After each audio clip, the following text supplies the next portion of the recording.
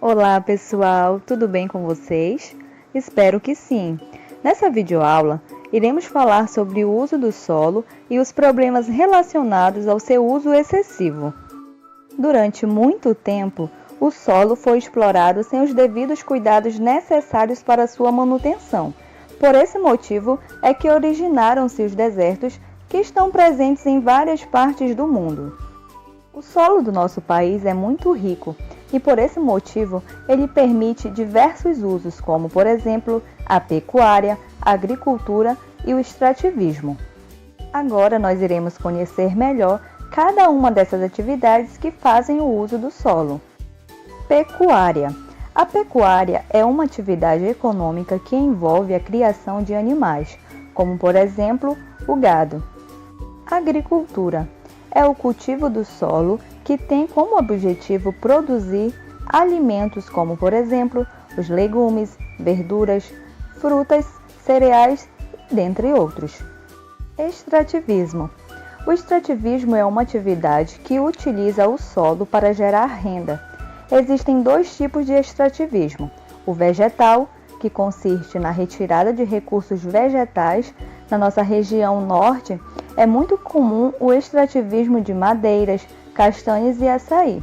E o outro extrativismo é o mineral, que é caracterizado pela exploração de recursos minerais presentes no subsolo, como o petróleo, o cobre e o ouro.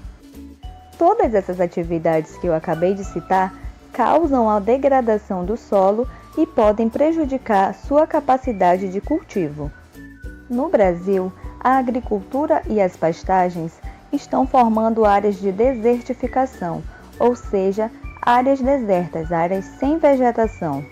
Ainda falando sobre as atividades que podem ser prejudiciais ao solo, vamos conhecer agora a plantação de monoculturas.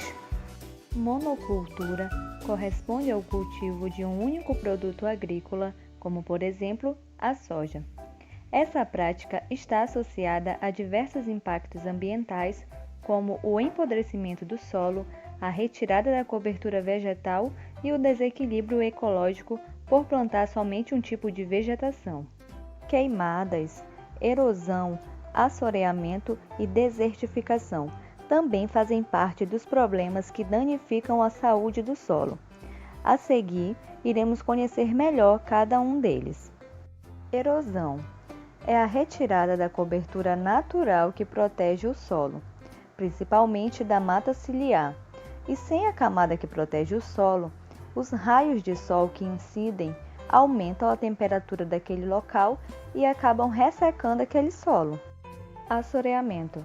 A erosão do solo que nós acabamos de ver pode levar ao assoreamento de rios, lagos, córregos e açudes, pois os materiais como argila, areia e lodo, com o solo desprotegido, podem ser levados através da água da chuva e ficarem acumulados em locais mais baixos desses ambientes aquáticos, causando assim o assoreamento desses locais.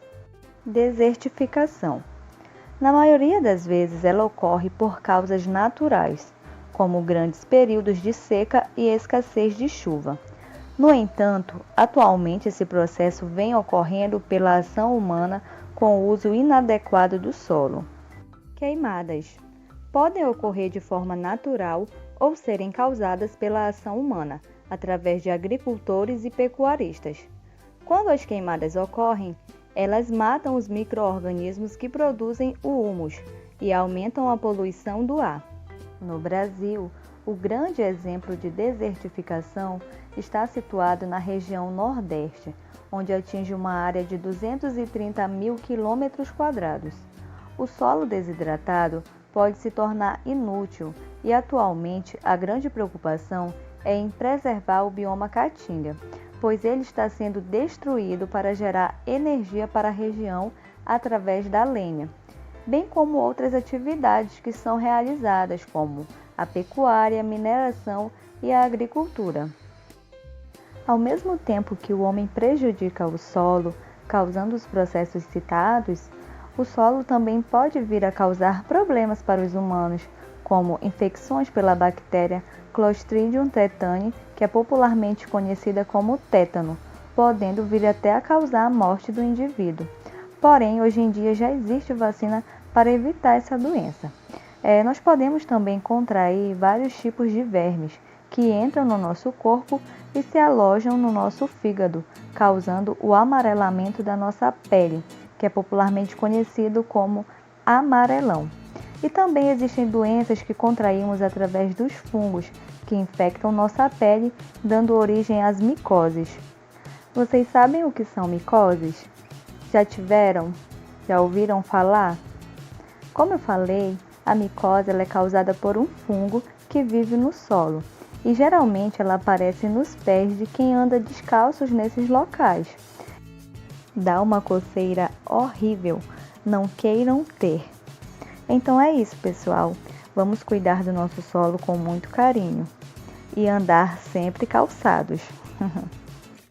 Outra problemática que precisa ser tratada é sobre a poluição do solo e o lixo, visto que sabemos que ao jogarmos lixo no chão, podemos estar alterando sua composição e gerando contaminação do solo.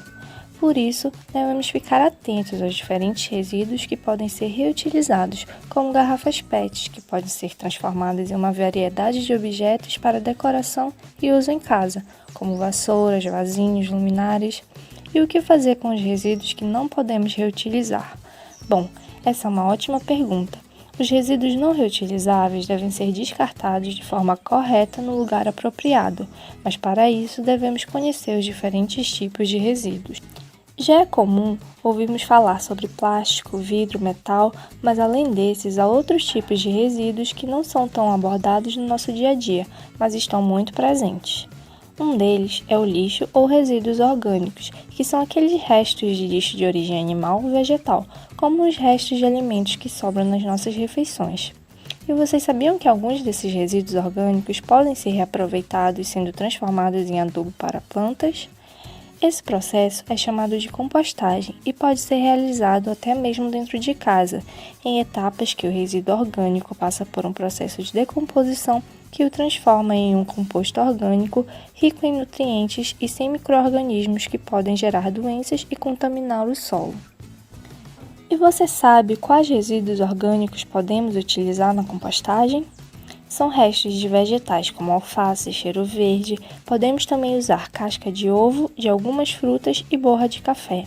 Mas atenção, não podemos utilizar restos de alimentos como carnes e ossos e nem alimentos cítricos, como laranja, limão, morango, alho e cebola.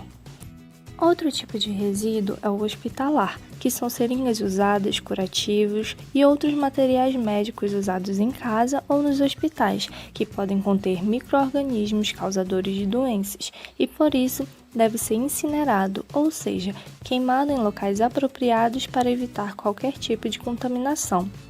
O último tipo de resíduos que vamos tratar são os resíduos tóxicos, como pilhas, lâmpadas, baterias e outros lixos eletrônicos que podem ter em sua composição elementos prejudiciais à saúde do solo e humana, por isso devem ser devolvidos ao fabricante. Mas devem estar se perguntando, para onde vão os resíduos que não podem ser reutilizados? A maior parte dos resíduos no Brasil vão para lixões ou aterros sanitários. Infelizmente, ainda é muito comum o descarte inadequado do lixo, como aqui na cidade de Bragança, onde o destino dos resíduos é para lixões a céu aberto. Nesses locais, o lixo é descartado sem nenhum tratamento, e a presença de lixo orgânico em decomposição bacteriana forma o chorume, que é um líquido de cor escura e cheiro desagradável. O chorume é altamente contaminante e pode se infiltrar no solo, contaminando o solo, o lençol freático e os rios. E além disso, atrai bichos que podem espalhar doenças, e atualmente isso tem se tornado um grande problema ambiental. E quanto aos aterros sanitários? Uma alternativa para a disposição adequada de rejeitos são aterros sanitários. Nesses locais, os rejeitos são alocados em um terreno impermeabilizado, onde o chorume produzido será captado e tratado. O lixo também é coberto diariamente, evitando que atraia animais e cause mau cheiro. E o gás produzido é queimado, podendo ser reutilizado para a geração de energia.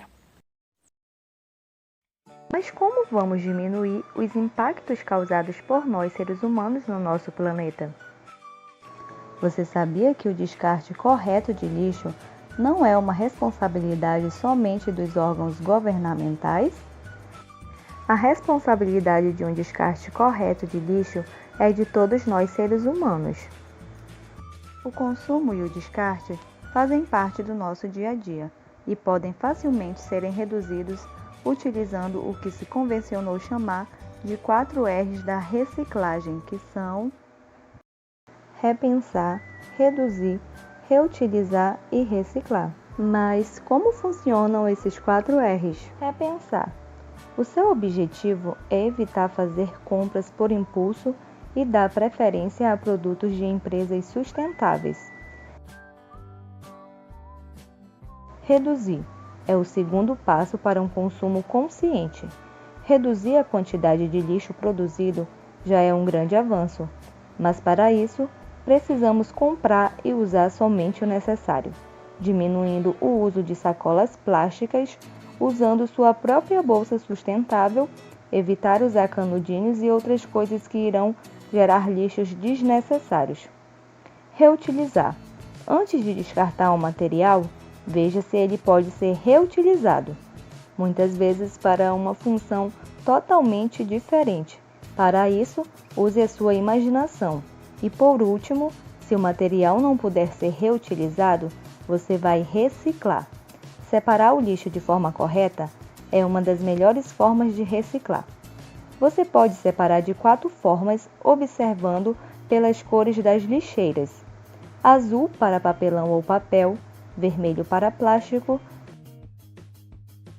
verde para vidros e amarelo para metal. Comece a reciclar na sua casa.